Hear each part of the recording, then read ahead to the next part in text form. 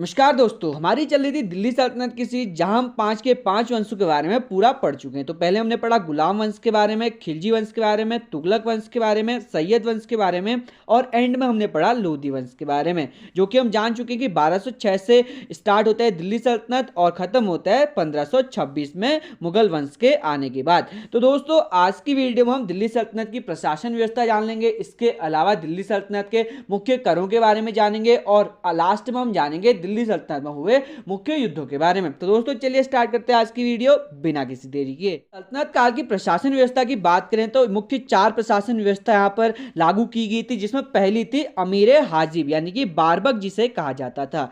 तो यह दरबार के मामलों का प्रमुख अधिकारी होता था और राजा की गैर हाजिरी में यही शासन व्यवस्था को संभाला करता था। ठीक है दोस्तों, अगर राष्ट्रपति नहीं है तो उसके कार्य को कौन देखता है? तो उपराष्ट्रपति देखता है। राज्य में मुख्यमंत्री नहीं है तो राष्ट्रपति शासन लाया जाता है। तो उसी प्रकार जब राजा की गैर मौजूदगी होती थी शासन में, तो उसके कार्य को भी अमीर हाजिब यानी कि बारबक देखा करता था। इसके अलावा दीवाने वकूफ नाम की एक प्रशासन व्यवस्था थी, जो कि जलाउद्दीन खिलजी द्वारा शुरू की गई थी और यह वित्तीय कार्यों का एक मुख्य होता था। ठीक है दोस्तों, जैसे कि हमारे देश में जो भी वित्त आता है यानी कि फंड आता है, तो उसे कौन देखता है? तो वित्त मंत्री देखता है। तो वित्त मंत्री टाइप का ही होता था, जिसे दीवाने वकूफ नाम से जाना जाता था, जो कि वित्तीय कार्यों की देखभाल करता था। इसके अलावा दीवाने अमीर कोही नामक एक संस्था यानी कि एक प्रशासन व्यवस्था थी, जो कि मोहम्मद बिन तुगलक द्वारा शुरू की गई। इसका जो काम था वो था मालगुजारी व्यवस्था और भूमि को कृषि योग्य बनाना। ठीक है दोस्तों, तो यह मालगुजारी व्यवस्था और भूमि को कृषि योग्य बनाने के लिए काम करता था। कौन?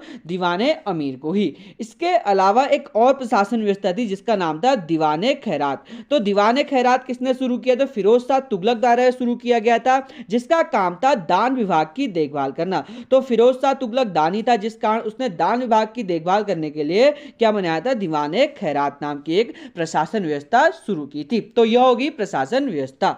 अगर मध्यकालीन भारत की बात करें और इस्लाम धर्म की बात करें, तो करों का प्रमुख रोल हो जाता है किसी भी शासक के शासनकाल में। तो जिस कारण जो करों का रूप था, वो बहुत सारे कर लगाए गए थे सल्तनत काल में भी। तो पहला कर था खराज।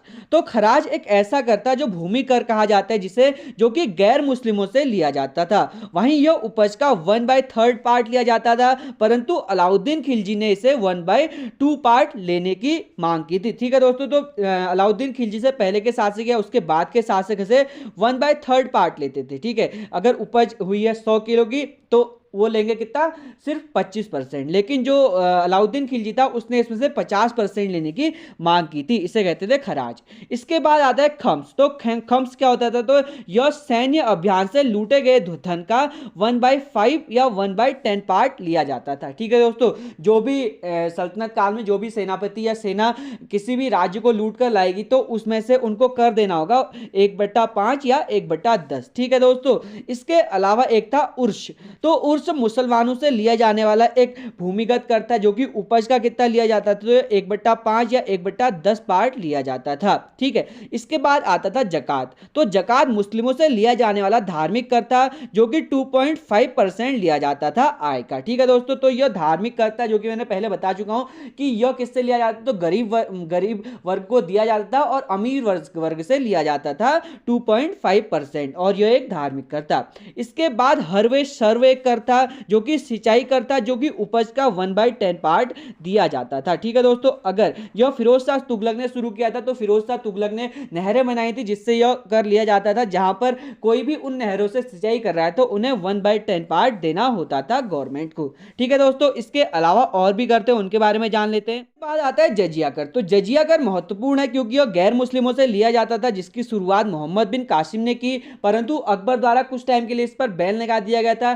फिर से इसे औरंगजेब ने शुरू किया और अंत में इसे मोहम्मद शाह रंगीला ने पूर्ण रूप से बंद कर दिया था। इसके बाद आता है चरी। तो चरी चारागाह कर था। इसके बाद घर, यानी कि यह एक घर का कर था, गृह कर होता था। और तरकात, यह लावारिस संपत्ति से लिया जाने वाला कर था। ठीक है दोस्तों, किसी की संपत्ति ऐसी छूटी है तो गवर्नमेंट उसे अपने अंडर करती थी, और उसके बाद उसमें से जो भी उसमें रहता था, वहां से उससे पैसा लेगी, तो उसका यह कर था, जो कि तरकात कहा जाता था जिसे। ठीक है, दोस्तों अब बात करते हैं सल्तनत काल की प्रमुख इमारतों की। तो सल्तनत काल में महत्वपूर्ण इमारतें यानी कि बहुत सारी इमारतें बनी है, जिसमें पहली इमारत बनाई गई थी कुव्वत उल इस्लाम मस्जिद। तो यह कुतुबुद्दीन ऐबक द्वारा 1199 में दिल्ली में बनाई गई थी। इसके बाद कुतुबुद्दीन ऐबक ने 1151 में 2.5 दिन का झोपड़ा बनाया था अजमेर में, जो कि मोहम्मद गौरी के कहने पर बनाया था। वहीं कुतुबुद्दीन ऐबक द्वारा ही 1193 से 1197 में दिल्ली में ही कुतुब मीनार का निर्माण भी किया गया। वहीं इसके बाद सीरी का किला बनाया गया अलाउद्दीन खिलजी द्वारा 1313 ईस्वी में। इसके बाद अलाही दरवाजा बनाया अलाउद्दीन खिलजी ने 1311 ईस्वी में। दिल्ली में जमायत खाना मस्जिद बनाई गई थी खिरज खान द्वारा। तो खिरज खान ने 1315 से 1325 ईस्वी में दिल्ली में यह बनाई थी जमायत एक खाना मस्जिद। और उसके बाद 56 कोट आता है, जो कि गयासुद्दीन तुगलक ने बनाया दिल्ली में। वहीं गयासुद्दीन तुगलक ने ही अपना मकबरा गयासुद्दीन तुगलक का मकबरा बनाया था दिल्ली में 1321 से 1325 ईस्वी के बीच। और इसके बाद सिकंदर लोदी का मकबरा भी सिकंदर लोदी ने खुद ही बनाया था दिल्ली में, जो कि 1517 से 1518 ईस्वी के बीच बनाया गया था। और अंत में मोठ मस्जिद बनाई जाती है, जो कि मियां भुआ बनाते हैं 1505 ईस्वी में सिकंदर लोदी के कार्यकाल में। ठीक है दोस्तों, तो यह थी सल्तनत काल की प्रमुख इमारतें। अब बात कर लेते हैं सल्तनत काल के प्रमुख युद्ध और अभियानों की। तो अगर बात करते हैं सल्तनत काल की, तो यहां बहुत सारे युद्ध लड़े गए थे, क्योंकि अनेक वंश आए थे। ठीक है, 5 वंशों ने यहाँ पे शासन किया था और तुर्क आक्रमण भी हुआ था, अरब आक्रमण भी हुआ था।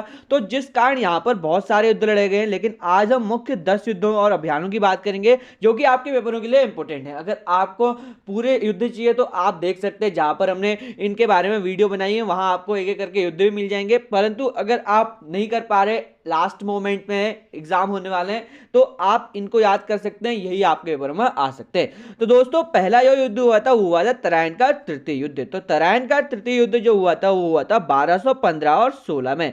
और यह युद्ध इल्तुतमिश और कबूजा के बीच लड़ा गया था, जिसमें इल्तुतमिश की विजय हुई थी। ठीक है, यह कौन सा युद्ध था? तराइन का तीसरा युद्ध। उसके बाद कैथल युद्ध होता है, जो कि 1240 में रजिया सुल्तान और मुजीबुद्दीन बहरम शाह के बीच होता है, जिसमें कौन जीतता है? तो बहरम शाह यहां जीत जाता है। इसके बाद रणथंबोर युद्ध होता है, जो कि अलाउद्दीन खिलजी का अभियान था, जो कि 1301 ईस्वी में होता है। और इसमें अलाउद्दीन खिलजी और हमीर देव आमने सामने होते हैं, जिसमें कौन जीतता है? तो अलाउद्दीन खिलजी जीतता है। देवगिरी युद्ध होता है, जो कि 1307 में होता है, अलाउद्दीन खिलजी और रामचंद्र देव। और यह भी दक्षिण अभियान था, और इसमें भी अलाउद्दीन खिलजी की जीत होती है। और इसके बाद पांड्या युद्ध होता है। ठीक है, पांड्या मदुरा युद्ध होता है, जो कि 1311 ईस्वी में होता है। और इसमें अलाउद्दीन खिलजी और वीर पांड्या आमने सामने होते हैं, और इसमें भी अलाउद्दीन खिलजी जीतता है। तो रणथंबोर यह तीनों अभियान थे इसके दक्षिण में। जहां जो देवगिरी आक्रमण था, यहां रामचंद्र देव को इसने क्या किया था? तो बंदी बना लिया था और 6 महीने के लिए उसे दिल्ली रखा था। बाद में इसने अपनी बेटी की इसको दे दी अलाउद्दीन खिलजी को, जिसके कारण यह युद्ध समाप्त हो जाता है। और पांड्या युद्ध होता है 1311 में, जहां जो पांड्या होता है वो एकमात्र ऐसा शासक होता है जो दक्षिण में अपनी क्या कहते हैं अलाउद्दीन खिलजी की अधीनता स्वीकार नहीं करता और भाग के चले जाते हैं, और जिस कारण यहां से वो काफी धन लूट के ले जाते हैं। कौन? अलाउद्दीन खिलजी।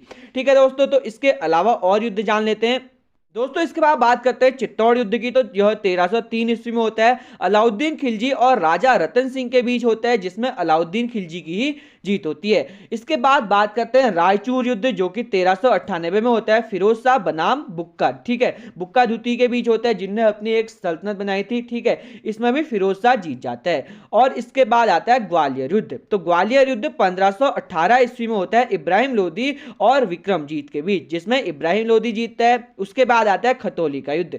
तो खतौली का युद्ध होता है इब्राहिम लोदी और राणा सांगा के बीच, और इसमें राणा सांगा जीतता है। और एंड में जो सल्तनत काल का युद्ध होता है वो होता है पानीपत का प्रथम युद्ध। यह होता है 21 अप्रैल 1526 में इब्राहिम लोदी और बाबर के मध्य, जिसमें बाबर जीतता है और इसमें इब्राहिम लोदी की मृत्यु हो जाती है, जिसके बाद बाबर मुगल वंश की स्थापना करता है। ठीक है दोस्तों, तो यह थे सल्तनत काल के प्रमुख युद्ध, जो कि हमने फटाफट जान लिए। जहां अगर आपके पेपर होने वाले हैं और अगर आपको पूरी डिटेल पढ़ने की जरूरत नहीं है, तो आप टाइम नहीं है तो आप इससे पढ़ सकते हैं, यहां से आपका कवर हो जाएगा। तो आशा करता हूं कि आपको आज की वीडियो पसंद आई होगी, और यह सल्तनत काल की हमारी आखिरी वीडियो होने वाली है।